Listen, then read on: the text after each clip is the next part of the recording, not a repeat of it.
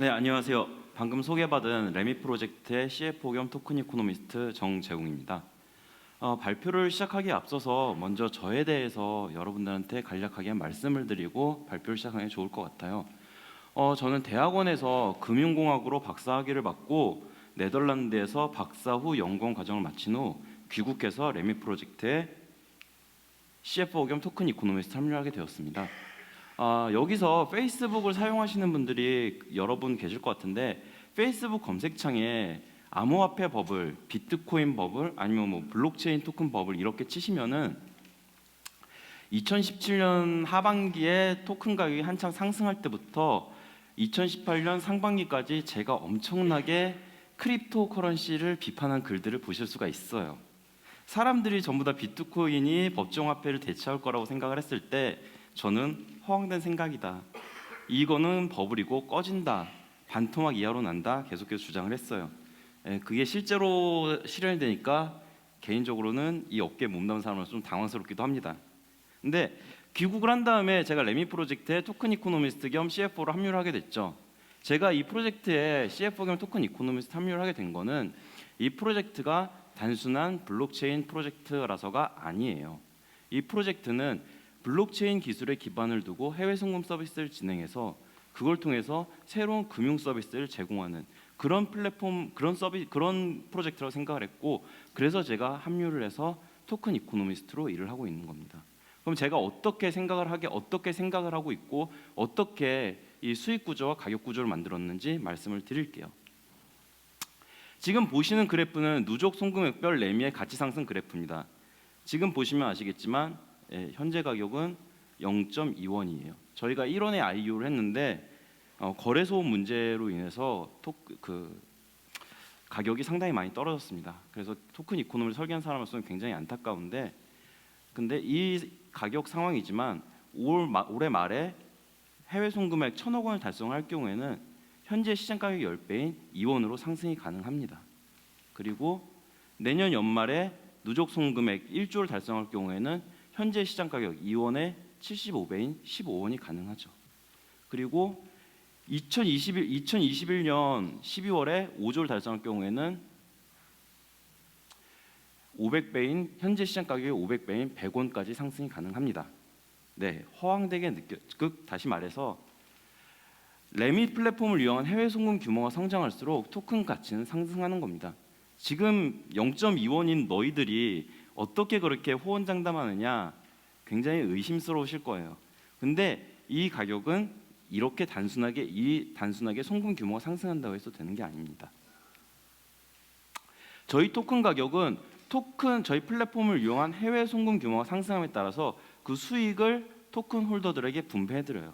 그렇기 때문에 1레미 1원으로 계산했을 경우 1,000만 원을 올해 말에 1,000억 원 송금을 달성할 경우에는 수익 배분은 48%가 됩니다.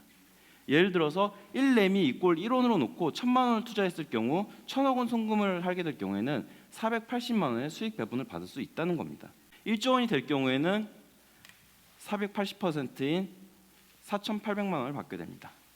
이렇게 실질적으로 토큰 비즈니스가 이루어지면서 수익 배분이 이루어지고 이 수익 배분이 바로 토큰의 가격을 견인하게 되는 거죠. 왜냐? 토큰이 실제로 사용되고 토큰을 플랫폼에서 운영할 경우에 토큰 홀더들에게 수익이 들어오기 때문에 그렇게 해서 나오는 그래프가 바로 이 그래프입니다. 수익 분배율과 가치 상승률이 같이 올라가죠. 그런데 이거는 가치 상승률이 따로 올라가는 것이 아니라 바로 이 수익 배분율. 토큰이 실제로 운영되는 데서 나오는 수익 배분을 저희 플랫폼 운영에 참여하는 홀더들에게 배분하기 때문에 이러한 가격 상승이 가능한 겁니다. 예를 들어서 설명을 드릴게요. 금융시장에서 가장 대표적인 자산이 주식과 채권이죠. 저 주식과 채권의 가격은 어떻게 결정이 될까요? 상당히 많은 경우는 시장에서 그냥 수요와 공급 혹은 사람들의 기대에 의해서 결정이 됩니다. 하지만 그에 못지않게 주식과 채권의 가치 밸류에이션에 있어서 더 중요한 것은 그 주식과 채권이 얼마나 유의미하고 큰 현금 흐름을 창출하느냐예요. 주식과 채권의 가격은 저 현금 흐름에 상당히 많이 의존을 합니다. 현금 흐름이 없다, 가치 상승이 없다면 가격은 올라가지 않죠. 레미 토큰은 바로 이렇게 해외 송금을 통해서 실질적으로 토큰이 사용되고 그 해외 송금에 발생한 수익을 배분하고 그 수익 배분이 실질적으로 이루어지는 데 있어서 앞으로 지속적으로 더 가격이 상승할 것을, 그리고 수익 배분이 증가할 것을 알기 때문에 이 수익 배분이 가격 상승을 견인하는 겁니다. 그렇기 때문에 저는 이 토큰이 주식의 어떠한 가치 상승과 채권의 안정적인 수익, 이자율 둘을 잡을 수 있는 주식과 채권의 하이브라도 생각을 해요. 그러면은 여기서 아마 이렇게 질문하실 분이 계실 거예요. 이게 이렇게 좋다면은 너네들 주식으로 발행하지 왜 블록체인 토큰 발행하냐? 가격도 0.25원 떨어졌으면서. 예, 여러분 주식회사에서 배당이 어떻게 결정이 되는지 아시는 분 계십니까? 주식회사의 배당은 단순히 수익을 본다고 결정이 되는 것이 아니라 주식회사 이사회의 의결을 거쳐야 됩니다. 즉 기업이 아무리 높은 수익을 올렸더라도 이사회에서 배당 지급 안 하겠다, 혹은 배당을 낮게 지급하겠다, 그러면은 주주들은 낮은 배당으로 만족할 수밖에 없어요. 그렇지만 이거는 블록체인 토큰이죠. 블록체인은 어떻습니까? 앞서 플레타 대표님께서 말씀해 주셨지만 투명하고 오픈되어 있고 바꿀 수가 없고 그리고 모두에게 열려 있습니다. 그렇기 때문에 이 블록체인 기술을 적용한 이상 저희는 이 약속을 반드시 지켜야 되고 저희 토큰 홀더들에게 돌려드릴 수가 있죠.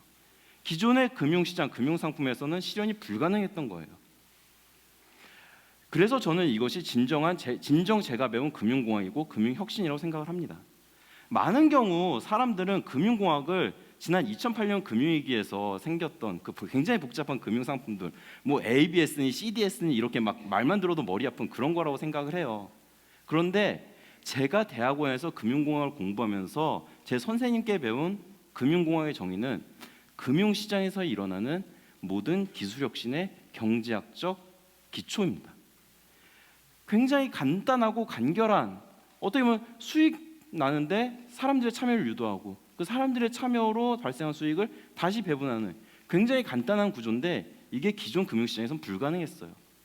이것을 가능하게 만들었기 때문에 이것은 블록체인 토큰을 이용한 해외 송금 서비스를 진행하고 그것에 바탕을 둔 금융 서비스라고 생각을 하는 겁니다. 이 그래프가 어떻게 나왔는지 되게 궁금하실 거예요. 이게 단순히 뇌피셜이 아니라는 것을 보여드리는 표가 이겁니다. 보시기에도 좀 상당히 복잡하죠. 제가 저 그래프를 만들기 위해서 굉장히 여러 가지 시뮬레이션을 돌려본 결과예요. 뭐 송금이 체계도 뭐 1,000억 원, 2,000억 원, 5,000억 원 있고 뭐 배분감 뭐 숫자가 굉장히 많은데 이 데이터를 바탕으로 해서 제가 저렇게 앞서 그래프를 만든 겁니다. 그러면 이런 생각이 드실 거예요. 자, 그렇게 나눠준다고 치자. 과연 그게 가능하냐 했는데 질문하실 수가 있는데 가능합니다. 어떻게 가능하냐?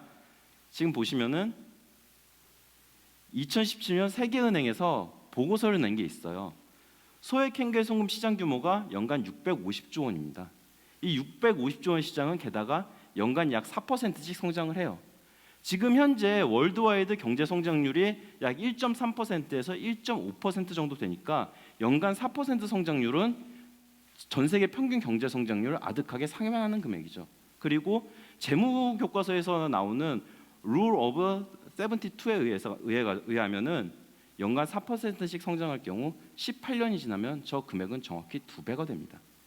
즉 650조 원 소액 해외 송금 시장은 지속적으로 성장한 시장이라는 거죠. 여기다가 더 중요한 거는 이 소액 송금 시장의 70%가 해외 이주 노동자들에 의해서 이루어지고 있습니다. 해외 이주 노동자들이 본국으로 보내는 송금이라는 거죠. 기존의 은행을 이용한 송금은 굉장히 부담이 많이 됩니다. 자, 지금 역시 이것도 세계은행 데이터인데 세계은행 데이터에 의하면은 글로벌 평균 해외 송금 수수료율은 7.14%입니다.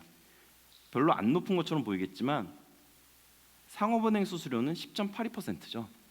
그러니까 100만 원을 송금을 보내면은 10만 원을 떼어가는 겁니다.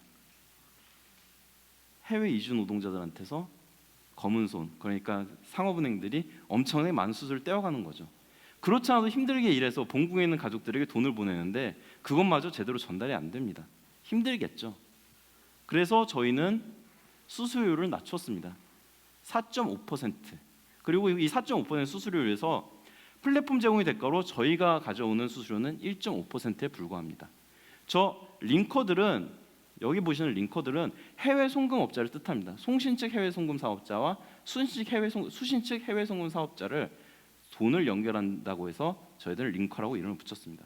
저 링커들의 수수료율도 1.5%라고 책정이 되어 있는데 저것들은 내부 협상에 의해서 조절이 가능합니다. 그리고 뒤에 앞서 말씀드린 어떤 그 수익 분배가 이루어질 경우 이 해외 송금업자들도 저희 토큰 홀더로서 저희 플랫폼에 참여할 수가 있죠. 그럴 경우 그들은 송금을 하고 거기서 수수료 받고 저희 플랫폼에서 가격 상승과 수익 배분을 함께 받아갑니다. 그렇기 때문에 그 경우에는 그들에게 지급되는 수수료를 더 낮출 수가 있죠. 이 4.5%라는 것은 굉장히 맥시멈으로 잡은 수치고 실제로는 이것보다 더 낮은 수수료를 소비자들한테 제공할 수가 있습니다. 그러면은 실제로 저희들의 송금이 어떻게 이루어지는지가 되게 궁금하실 거예요. 딱 보기만 해도 복잡한데 말씀을 드리겠습니다. 먼저 이 하단에 보시는 이 긴 단이 바로 실제로 해외 송금이 이루어지는 단입니다. 그리고 이 위에 레밋 보유자, 레밋 스테이킹은 그냥 단순하게 예치 혹은 담보라고 생각하시면 됩니다. 그래서 레밋 보유자들이 자신들의 보유한 토큰을 이용해서 투자 플랫폼에 참여하는 이 투자 단이 있습니다. 그리고 이 해외 송금에서 발생하는 수수료를 이용해서 보유자에게 수익 분배라는 리저브 풀이 있죠. 간단하게 예를 들어 설명을 해드릴게요. 한국에 있는 필리핀 노동자가 돈을 모아가지고 1,000만 원을 필리핀으로 송금합니다. 그러려면은 그 노동자는 송금업자에게 가서 송금을 의뢰를 하죠. 그럼 1,000만 원 송금을 의뢰받은 송금업자는 필리핀에 있는 송금업자와 저희들이 제공하는 스마트 컨트랙을 이용해서 계약을 체결합니다. 돈을 보내겠다. 그리고 이 송금업자는 먼저 1,000만 원을 필리핀에 있는 수신 가족에게 지급을 합니다. 즉 선지급을 하는 거죠.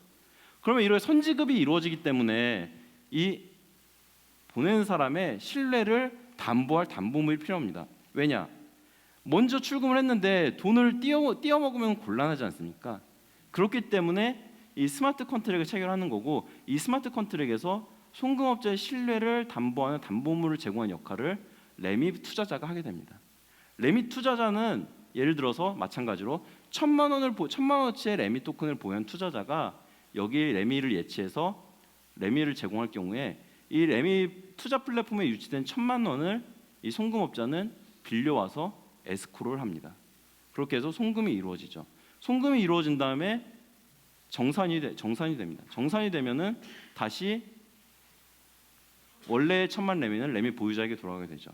앞서 보셨던 그 1.5% 수수료는 다시 들어가서 레밋 보유자에게 돌아가게 됩니다. 즉 다시 말씀드리면 앞서 15% 1.5%라고 했고 저희 1.5% 이 구체적인 예는 뒤에서 더 다시 말씀을 드릴 거예요. 자, 여기서 좀 더 자세히 말씀을 드릴게요. 레밋 보유자는 레밋을 예치하고 이 예치를 통해서 예치 계약을 합니다. 그리고 이 예치 계약은 송금업자가 자신의 신뢰를 에스크로하는 데 사용되죠. 자, 예를 들어서 앞서 계속 말씀드릴게요. 투자자가 레밋 토큰 홀더가 1,000만 레밋을 예치했다고 가정을 하겠습니다. 그리고 레밋 해외 송금 플랫폼이 런칭한 이후 3개월이 지나서 누적 송금액이 1,000억 원이 됐을 경우 저 1,000만 원을 예치한 투자자에게 돌아간 수익 배분은 480만 원이 됩니다. 6개월이 지나서 5,000억 원을 달성했을 경우는 수익 배분이 2,400만 원이 되죠. 1년인 뒤에 송금 이후에 1조 원을 달성했을 경우는 수익 배분을 4,800만 원을 받게 됩니다. 이 수익 배분만으로도 480만 원이면 작은 것 같은데 2,400만 원, 4,800만 원 상당히 많은 금액을 해외 송금이 실제로 돌아가고 거기서 그 해외 송금 과정에서 수수료가 발생한 수수료를 배분받음에 따라 증가합니다. 그렇게 된 결과 만약에 그 상태에서 레밋을 가진 사람이 시장 가격에 정산한다고 가정을 해보겠습니다. 그러면은 1천만 레밋을 가진 사람이 1,000억 원 송금을 했을 경우 저희들이 예상한 시장 가격은 2원이 됩니다. 그리고 그 당시에 수익 배분은 480만 원이죠. 그렇기 때문에 총 정산 금액은 2,480만 원이 됩니다. 송금 규모 5천억 원을 달성해서 5천억을 달성할 경우에 저희들이 예상한 토큰 가격은 7.5원입니다.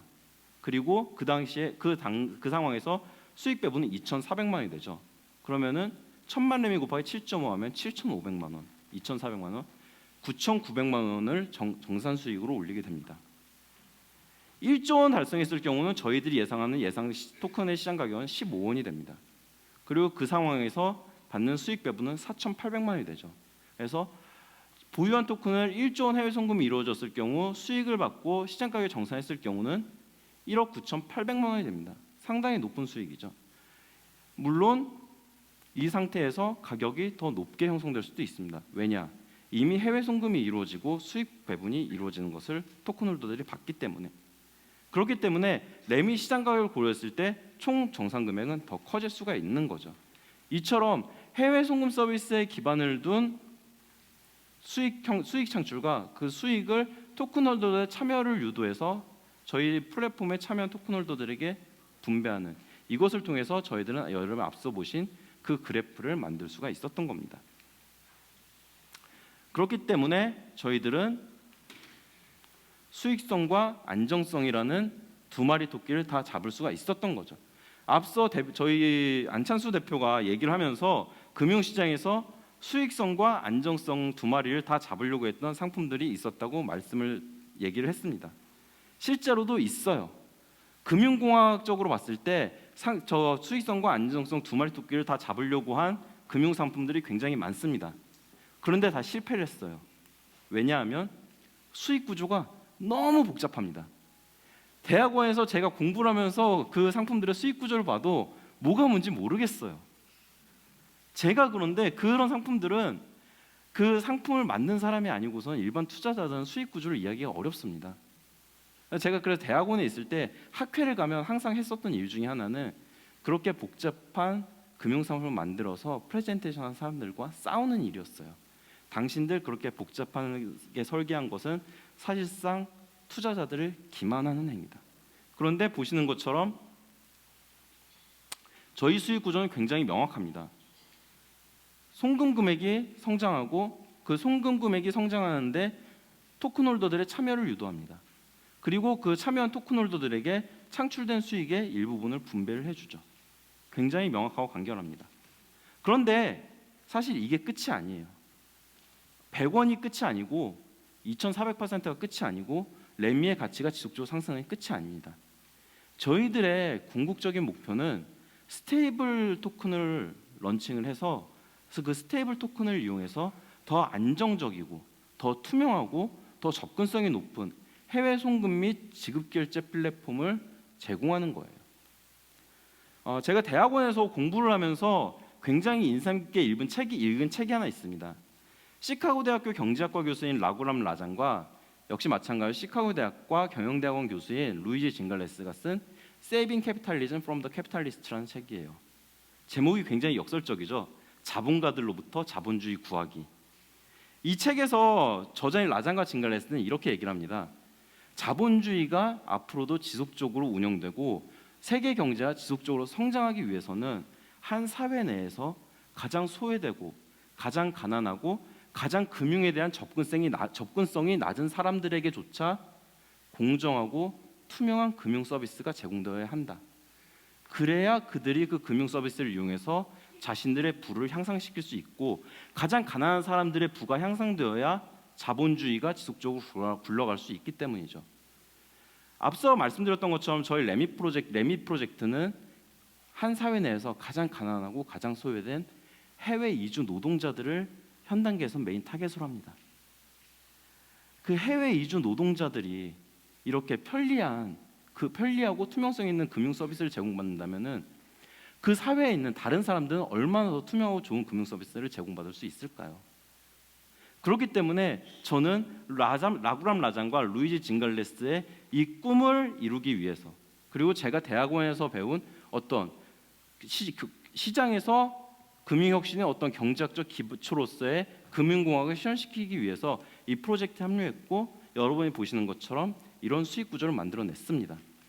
이 수익 구조를 더 발전시키고 더 만들어 나가기 위해서 저는 저희 팀원들과 계속해서 노력할 거고요. 그 성과를 여러분한테 보여드릴 겁니다. 이상으로 제 발표는 마치고요. 다시 저희 대표이사인 스티브에게 넘기겠습니다. 들어주셔서 감사합니다.